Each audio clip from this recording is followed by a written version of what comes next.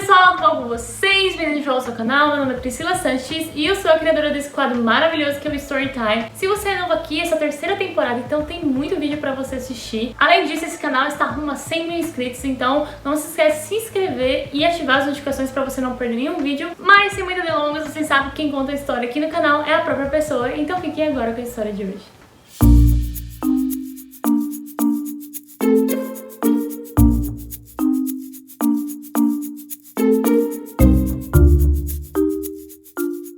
Oi Priscila, oi pessoal! Hoje tô aqui pra contar minha história sobre meu ano de au pair na Holanda. Começando, meu nome é Maria Fernanda, tenho 32 anos agora e fui au pair durante junho de 2017 até junho de 2018 e vim da cidade de Porto Alegre. Sou paulista, mas moro em Porto Alegre há muitos anos. Enfim, vamos começar a minha história. Eu descobri o programa de au pair quando eu tinha 29 anos e eu fiquei muito triste na época porque realmente ali 29 anos eu não poderia mais ser au pair nos Estados Unidos e eu achava que era só nos Estados Unidos que existia esse programa de au pair. Até que um dia a minha irmã entrou em contato comigo, mandou um e-mail pra mim falando: olha, Fernanda, tem uma oportunidade de ser au pair na Holanda que vai até os 30 anos. Daí acendeu a luzinha de novo na minha vida e eu pensei, olha, é a chance que eu queria, porque eu sou formada em Direito, sou advogada, mas eu tava numa situação muito ruim no Brasil, eu tava deprimida, eu não tava me encaixando muito bem, assim, no direito, nas coisas que eu queria fazer coisas diferentes, eu queria muito sair do Brasil, apesar do meu medo absurdo de avião, porque eu morro de medo de avião. Comecei a entrar em contato com a agência, com a HBN foi super solícita comigo, já me mandou os formulários, eu assim, fiz todos os formulários, respondi todas as perguntas que tinham para responder, fiz entrevista com a agente brasileira, fiz entrevista com a agente lá da Holanda e fiquei online. E uma semana depois chegou uma família e eu fechei logo com a primeira família porque eu senti uma empatia muito grande por eles, não era porque eu tava com pressa de ir nem nada. Apesar de eu estar ali no limite da idade, não era por pressa, porque realmente eu senti uma empatia com eles, eu gostei deles. Era numa cidade muito pequenininha que era no sul da Holanda, o nome dela é Oud-Beijerland. Essa cidade perto de Rotterdam, fica 30 minutos de Rotterdam, só que para chegar lá a gente tem que pegar só ônibus, porque não tem trem, não tem tram, não tem nada na cidade, só o ônibus mesmo e com horários muito limitados, assim, final de semana o ônibus era só de 1 hora e só até as 10 da noite, então era uma loucura. Mas eu fui porque realmente pra mim era minha chance, sabe, minha chance de fazer coisas diferentes, e fui. Chegando lá, a família me recebeu muito bem, as crianças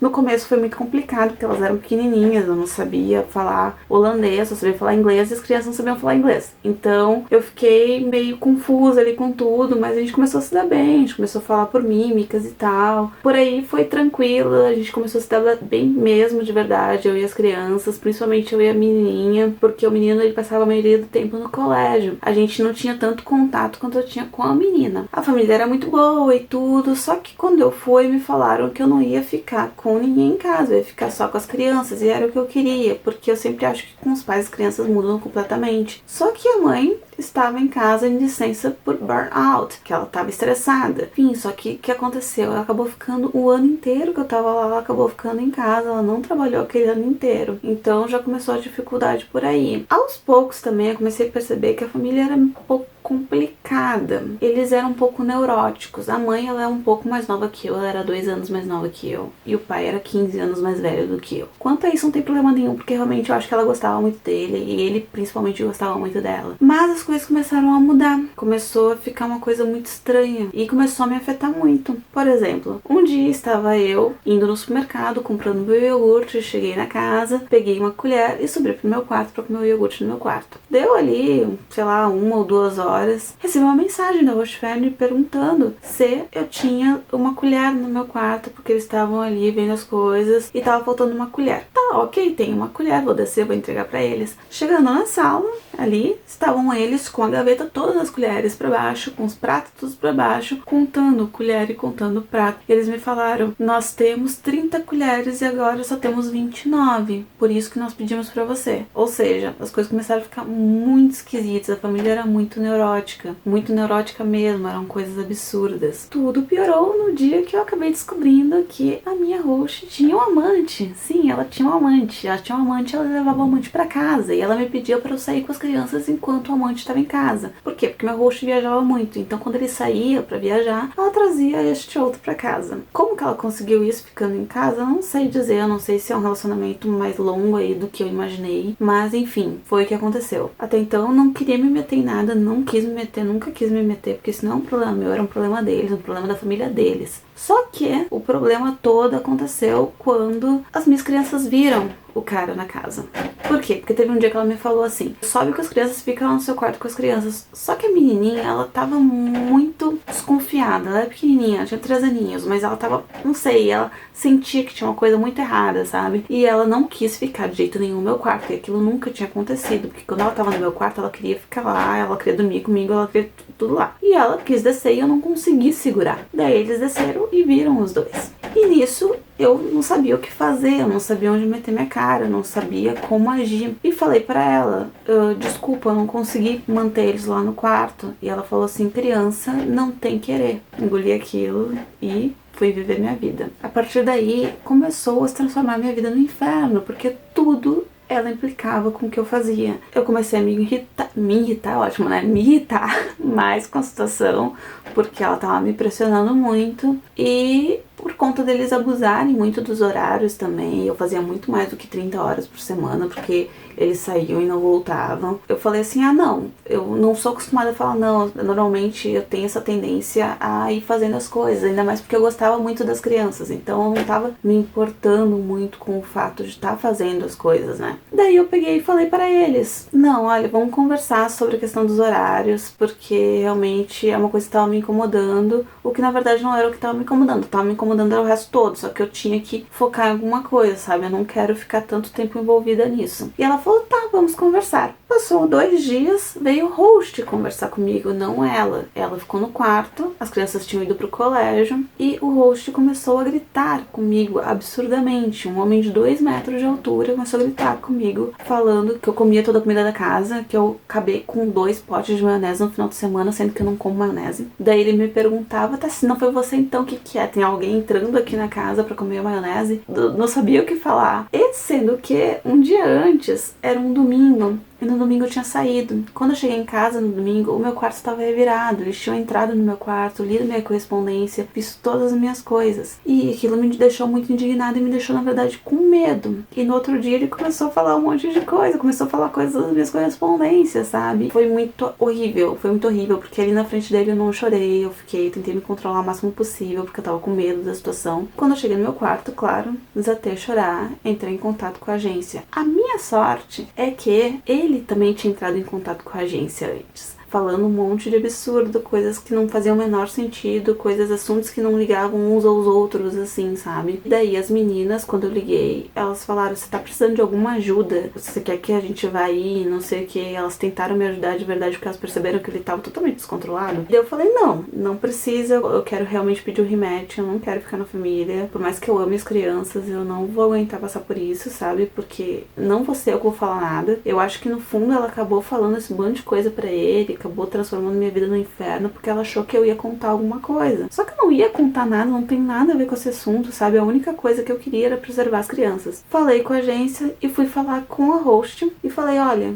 quero sair, quero rematch. E ela falou: não quero que tenha um rematch, eu gosto de você. Eu fiquei meio assim: como assim, gente? Ela falou: gosto de você, o que eu preciso fazer? Se ele pedir desculpas pra você, tá tudo bem? Você aceita as desculpas? Eu falei: olha, não adianta me pedir desculpas depois de tudo que me falou, sabe? E começamos a conversar ali. Daí ele chegou, sentou na mesa junto, com uma cara de cachorro abandonado ali, começou a me pedir desculpas. Falou que aquilo era normal na Holanda, que as pessoas agiam desse jeito. E eu falei: desculpa, mesmo no Brasil, se eu tô sozinha com um homem numa casa que não é minha e a pessoa começa a gritar comigo do jeito que você gritou, eu realmente fico assustada. Minha cultura é totalmente diferente, vocês deveriam saber disso. Ele: não, desculpas, pediu milhares de desculpas, ela pediu desculpas também, e eu acho que a partir desse dia ela percebeu que eu não ia falar nada, que ela poderia confiar em mim, que ela não precisaria fazer da minha vida um inferno. E eu acabei aceitando ficar lá, porque faltava 3 meses pra acabar o meu intercâmbio, e eu queria muito ficar com as crianças, porque eu gostava muito delas, e eu achava que elas estavam precisando de ajuda naquele momento da vidinha delas. Uma semana antes de eu ir embora, de eu voltar pro Brasil, eles dois se separaram de fato. Ele foi morar numa outra casa, e daí teve o dia da mudança, que foi num sábado, que era um dia que eu não estaria trabalhando, mas a menina ficou grudada em mim o tempo inteiro, porque eles ficaram gritando pela casa, ficaram discutindo, enfim, né, divórcio, aquelas coisas que a gente sabe, e tudo aquilo acontecendo. A experiência, gente, por mais que tenha tido todos esses problemas, por mais que a host family tenha feito da minha vida um inferno durante um período ali, ela foi super válida por milhares de motivos. Eu cresci muito como pessoa, eu cresci muito como ser humano, sabe mesmo, eu aprendi a lidar melhor com situações que eu não saberia lidar antes. Eu acho que o fato também de eu ter ido um pouco mais velha me ajudou, porque eu já tava um pouco mais madura também, eu sabia o que eu tinha que fazer e o que eu não tinha que fazer, até onde eu poderia me meter. De repente, se eu fosse lá com 20 anos e passasse por tudo isso, eu não ia ter aguentado a barra, porque aquele ímpeto, né, jovem que a gente tem, eu ia acabar falando alguma coisa, eu ia acabar me metendo. Graças a Deus isso não aconteceu, e eu ainda tenho uma relação com a família, a gente se manda mensagem sempre. Hoje em dia eu acredito que eles estejam muito melhor um longe do outro, porque eu percebo que eles melhoraram como pessoas assim também, e as minhas crianças, eu sempre quero manter o contato com elas, gosto de ver o crescimento delas, tudo que elas estão fazendo, e além de tudo, né, a experiência de você conhecer tudo aquilo. Eu nunca imaginei na minha vida que eu ia conhecer 14 países, eu viajei por 14 países, de ônibus, assim, no perrengue.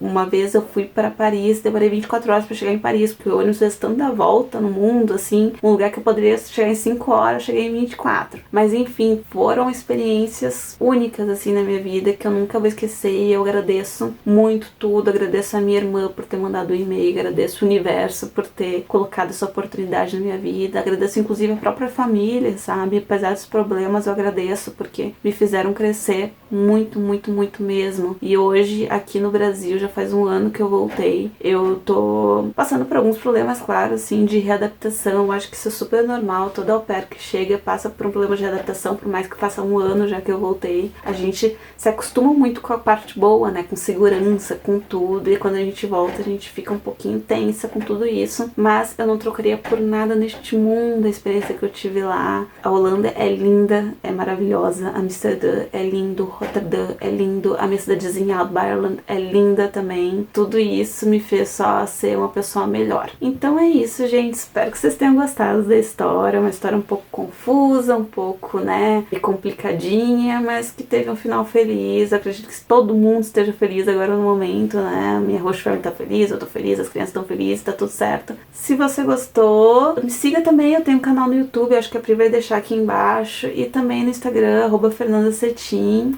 E é isso, muito obrigada pela oportunidade, Pri, beijo pra você e beijo pra todo mundo. Tchau! Eu espero que você tenha gostado da história de hoje. Não se esquece de se inscrever nesse canal que está rumo a 100 mil inscritos. E se você ou foi a pair e quiser participar desse quadro, eu deixei o link aqui na descrição para você entrar em contato comigo e vir aqui no canal contar essa história. Um beijo e até a próxima!